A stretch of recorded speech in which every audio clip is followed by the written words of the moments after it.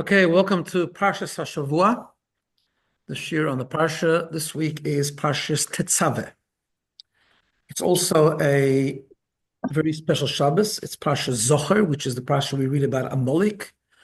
And we fulfill the mitzvah of remembering what Amalek did to the Jewish people when they left Mitzrayim, and coming together with the mitzvah of eradicating and destroying the nation of Amalek with all of its evil. So we're going to talk a little bit about Amalek, but let's first begin with the very first pasuk in this week's parsha, which is a very unique pasuk. You know, this is the parsha the only parsha from the beginning of Shmois till the beginning of Devarim that doesn't have Moshe Rabbeinu's name, and therefore that's a simple reason why when it introduces the first mitzvah of this parsha, it doesn't say that Hashem spoke to Moshe Rabbeinu saying that he should say to the Jewish people.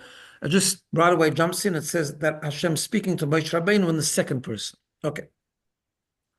What does the parsha actually begin with? The parsha begins with the mitzvah of making olive oil to light the menorah. So it says, and I'm going to read it. I didn't have the handout this week, so I'm not going to share a screen. But it says, "Ve'ato Tetzaveh." Hashem speaks to Moshe Rabbeinu and says, "And you will command the Bnei Yisrael, and they will bring to you shemen zayis zoch, pure olive oil, kosis lamoy, which was crushed in order to produce light, because it produced oil, which will make light, lahalois neir tomid, which will kindle the eternal light, the ongoing light." Then it says, where will this light be? The oil moed will be in the Mishkan, just on the other side of the curtain, because the Mishkan had the Kodesh HaKadoshim, the Holy of Holies, which was separated from the rest of the Mishkan by a curtain. Asher La'edus, which that curtain hid and concealed the Oron, the ark. That's where, and on the other side of that curtain, that's where the menorah had to go. Yaruch Oisai Aaron, Avon of Aaron, and his son should arrange it me'erev ad boiker, from evening to morning, because the candles had to burn from evening to morning. Lifnei Hashem, chukas olam v'doros. This is an eternal commandment, and me'eis b'nei Yisrael should come from the Jewish people. So, of course, all the Mefarshim want to know, why does it start? Why does it say ve'ato tetzaveh, and you should command? You should command the Bnei Yisrael. Why doesn't it say Tzaves Bnei Yisrael, command the Jewish people? It's like this emphasis, and you Moshe Rabbeinu, will be the one to command the Jewish people. The Kli Yakar, the famous Kli Yakar, also asks the question. He says, the Mefarshim asks, why is this mitzvah here? What this mitzvah shouldn't be here. This mitzvah, the mitzvah of lighting the candles, comes later on in the Torah, Parshas Emor, Parshas Valoischa, and so on and so forth. It's got nothing to do with it. Here we're talking about the construction of the Mishkan. Lighting the menorah was a different mitzvah, and it comes later in the Chumash. Also, it says, Lahalois neir tomid. It's to kindle the eternal light. He says, why the eternal light? There were 7 lights. It should say Lahalois neirois tomid. In the plural, neiros, candles which are eternal, candles which are constant. Why the neir? Why one candle?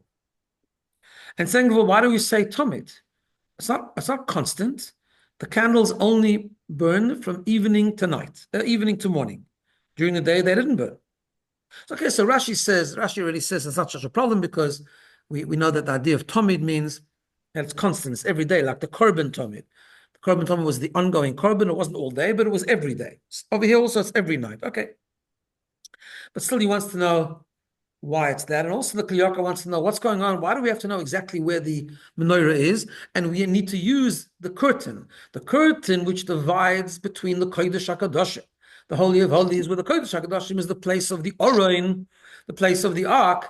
That is the one on the other side of that curtain.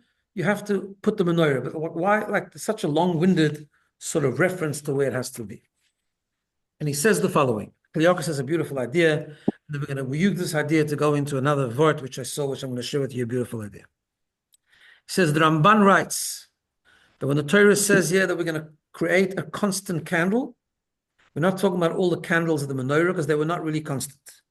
We're talking about one candle. There was one candle in the menorah that was known as the Neir Ma'aravi, the western candle. It was the candle closest to the Kodesh HaGadoshim, closest to the Holy of Holies, and that miraculously continued to burn. It burned every day, all night, 24/7.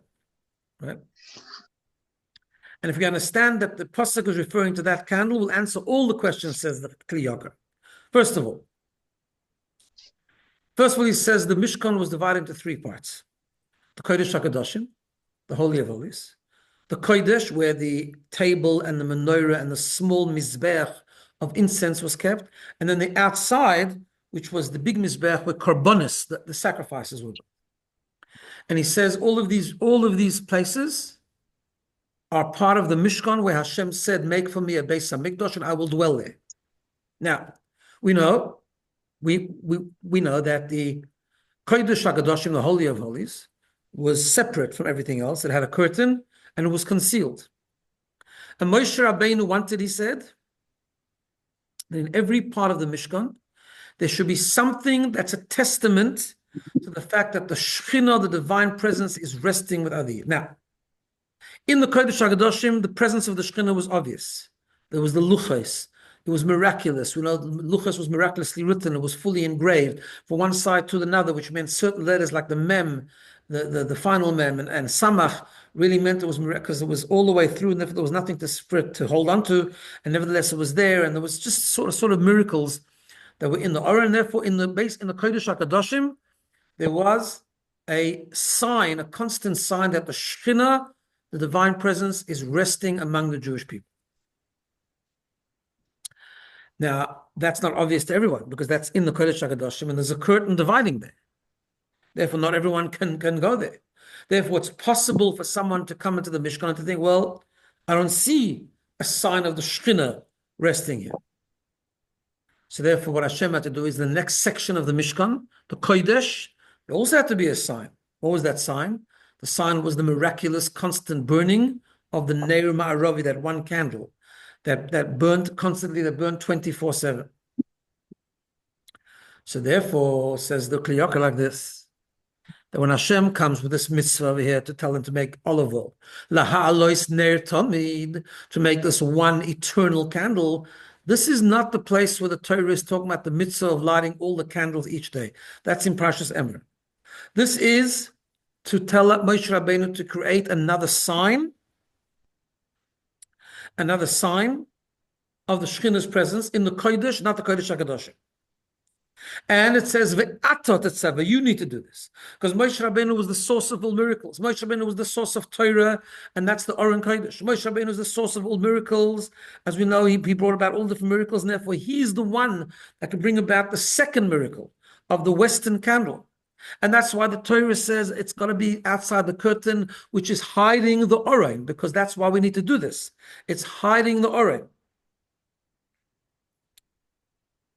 And therefore, it answers the questions why it's here, because it's part of the building of the Mishkan. Why it's V'atot Tetzaveh you, because Moshe Rabbeinu is bringing the miracle. Why is it the other side? Why is it the other side of the Parochas? Because the Parochas is hiding the Mishkan. It's hiding the Mishkan, it's hiding the Aron, and it has to be therefore another miracle, and Moshe Rabbeinu brought that about. Even though that this Western candle had the same amount of oil like all the other candles, but nevertheless it burnt much longer, and therefore we have two testimonies, two important miracles, the Aron and the menorah, that both testify that the Shekhinah, the divine infinite presence, is among the Jewish people all the time. Okay, that's the Kli Yakar's idea. Now, let's go to a famous Balaturim. Balaturim comments, of course, the parsha starts with Atat Tetzaveh. One of the reasons is because in this whole parsha we do not find Moshe Rabbeinu's name. So the Balaturim says, why is that? Because when the Jewish people served the Egel Azov, the golden calf, and Hashem was angry with the Jewish people and he was going to kill them and he was going to destroy them, Moshe Rabbeinu interceded and he said, you have to save them, you have to forgive them. And he said, V'im ayin, and if not, Mecheni no mesifracha asher kosavta. Erase me from your book that you have written. Erase me from the Torah. And since the Gemara says that when a Talmud Chacham, a Tzaddik, curses, even if it's conditional, because Hashem did forgive the Jewish people, nevertheless has some effect. That's why at least one parsha, Moshe Rabbeinu's name is not there. So in the book Sorry Alofim, which I've been quoting from recently, the current author is Lalai Rabbi Tversky, one of the rabbis Tversky. He asked the question. He says, "Why is Parshas Tetzaveh? Why is it this parsha that was chosen to fulfill this curse of removing the name of Moshe Rabbeinu? Why?" So he says, we also have to understand another thing. He says, what does it mean that Moshe Rabbeinu said to Hashem, the im ayin, and if you're not going to forgive them, mechenino, erase me from the book he wrote. What does it mean, erase me? That's the way you threaten Hashem. And also it should say, erase my name. What does it mean, erase me? It's not erasing me, erase my name. So he says, and he goes to the Parsha of Amalek, which is very connected because this week is Tetzaveh and Zocher. And he says the following. This week we're going to read Parsha Zocher, and we're going to read the following. We're going to say, Zocher es asher osalacha Amalek. Remember what Amalek did to you, but seischem mim Mitzrayim, from when you came out of Mitzrayim. When you came out of Mitzrayim. Now, why do we need this phrase, when you came out of Mitzrayim? Why is that necessary? Why is that relevant? And also, it says, Timche es zeicher Amalek. Wipe out the memory of Amalek. We would imagine it just that we have to actually erase, we have to remember what Amalek did. So what does it mean, wipe out the memory of Amalek? It just should have said, Timcha es Amalek, wipe out Amalek. Why Zeicher Amalek? What does it mean to wipe out the memory of Amalek? So he answers it with the following, and it's got to do with Purim. The Gemara asks a strange question. The Gemara says, where do we see a hint for Haman in the Torah? And famously, the Gemara says, yes, at the beginning of the Chumash, when Adam and Chava ate from the forbidden fruit, and Hashem called out to them and said, Ayeko, where are you? Hashem asked the following question. Hamin ha'etz asher tzivisicha, was it that kind, that species of the fruit, Hamin ha'etz, that I commanded you not to eat, that you ate? Is that what happened? And the word Hamin is spelled without a yud, so it looks like Haman. And that's the connection between Haman and the Torah. See, that's a famous question, like all the Mepharshim ask. Because you found a word that's spelled like Haman, so what's that got to do with the whole thing of Haman and the Purim story and Haman and Amdasa and so on? It says the following. We know there's a pasuk that says, Neir Hashem Nishmas Adam. The candle of Hashem is the neshama of man, which means that the pasuk compares the neshama of a yid to Neir Hashem. What exactly is the comparison? He explains the following. Based on what we said before in the Kli Yakar. We know that when we talk about the Neir Hashem, what is the candle of Hashem? It says we're referring to the Neir Ma'aravi, the western candle that in the Mishkan and the Beis HaMikdash burned eternally. It burned non-stop. It never went out. Because this is a testimony that the Shekhinah is always among the Jewish people. What does that mean? Maybe he says that's the Neir Hashem, that's the candle of Hashem, that's the neshama of a person. In other words, just like the candle of Hashem, which is the western candle of the menorah, never ever went out, so too the neshama of a yid never goes out. Which means that even if a person sins, even if a person goes astray, even if a person descends into a very low level, the portion, the part of us that's Hashem, the godly part of us, which is the Chelik Elakah, the godly part, will always remain burning. And this is what it means that the candle, that western candle we spoke about before, is testimony that the Shekhinah is always among the Jewish people. Therefore, what do we learn from that? An important lesson. We learn that a Yid always has to, in any situation, has to, even if we became very far from Hashem, even if we went down into the 49 levels of impurity like they did in Mitzrayim, you always have to know you have a neshama, and the neshama never goes out, and therefore never dissolves, and therefore we can always reignite our connection to Hashem. And when a Yid recognizes the holiness of the neshama, Neir Hashem Nishmas Adam, that it never goes out, then there's always hope. There's always hope, and we can have simcha and reconnect to Hashem in a most powerful way. That's the reality. What's Amalek? Amalek, we know, is the idea of coldness, apathy, cynicism. Amalek is that power that tries to take away the hope. and tries to make us look at our downfall, at our deficiencies, makes us want to look at the things we've done wrong so that we shouldn't have hope. We shouldn't be able to reconnect to Hashem properly. That's why it says, the Pasuk says, Zocher es asher asalocha Amalek. Remember what Amalek did to you on the way when you came out of Mitzrayim. Amalek was reminding you where you come from. You think you're going to Matan Torah. You think you're going to get the Torah. You think you can connect to Hashem. You just come out of Mitzrayim. Mitzrayim is the 49 levels of Tumah. Mitzrayim, you were assimilated. Mitzrayim, you were descended in the evil of the evil, the most downtrodden in Madrega. That's what Amalek is trying to do. He's trying to block us from the journey towards Matan Torah. He's trying to block us from connecting to Hashem by looking at the impurity, by looking at our bad past, by looking at the mistakes we made. So we should give up hope. That's why the Torah says, this answers his question. Timcha es zecher Amalek. Erase the remembrance of Amalek, meaning erase the memories that Amalek is trying to get you to remember. Amalek wants you to remember the past, your bad past, all the things you've done wrong, your deficiencies, your weaknesses, your impurities. Wipe that out. Remember your neshama better. Remember the Neir Hashem Nishmas Adam, the eternal candle. Erase, wipe out all the memories that Amalek is trying to get you to remember. Now, let's go back to where Haman, of course, came from Amalek. Let's go back to this idea the way it was in the very beginning of creation. Adam and Chava sinned. They had two choices now. One choice is to concentrate on the fact that we're created by Hashem, to concentrate, to focus on the fact that they have a soul that hasn't gone out, that they can do tshuva and they can reconnect. That's one path. The second path is to start looking at their nakedness, at their lowliness, which was caused and created through their sin, which will make them give up hope of doing tshuva and reconnecting to Hashem. Which is why he says that Hashem came to the Jewish people, it came to Adam and Chava, and he said, Ayeka, where are you? Which means, what does it mean, where are you? Many different ideas, famous ideas, but over here the pshat is, which path are you choosing? Are you going to choose focusing on your bad? That's exactly what the snake wants you to do. You've sunken into sin. You've connected to impurity. Is that what you want to do? Or maybe you should look at the Neir Hashem Nishmas Adam. You should look at the power of Hashem. That's why the Gemara says, Haman min ha-Torah minayin. You know where Haman comes from, the Torah? From that very original story. But that's exactly what Haman wants to do. Haman wants us to remember all the bad, and Haman wanted the Yidden to remember that they're nothing, that they're disconnected from Hashem, that they had, that Hashem was hidden from them, that Hashem had abandoned them, that Hashem was completely not interested in them, that they had eaten and assimilated and had enjoyment from the feast of Achashverosh.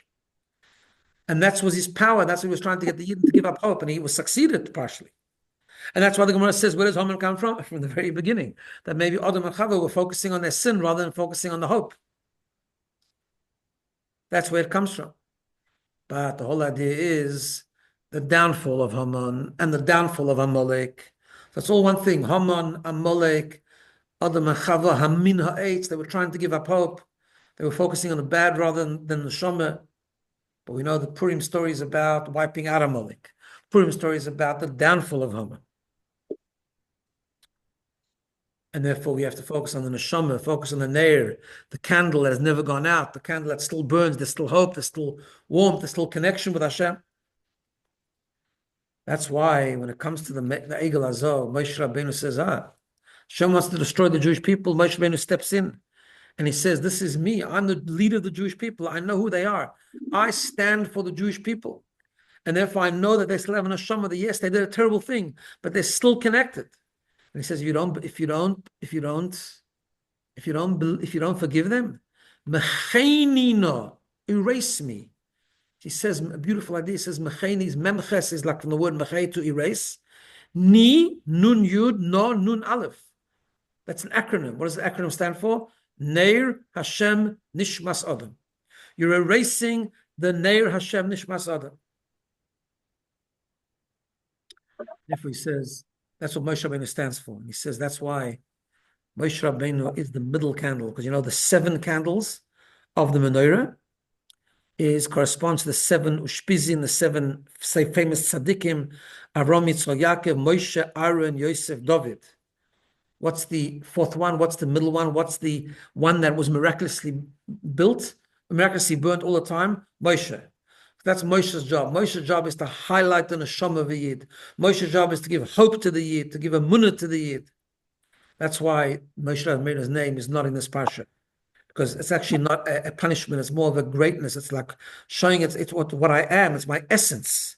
It's who I am. It's not my name, my description. It's really who I am. The mahus, my whole parsha is Moshe. But that's why the parsha begins with V'ata Tetzaveh, and you will command. Like the Bavitch Rebbe once explained, V'ata Tetzaveh means and you will connect. Mitzvah from the language of tzafso, connection.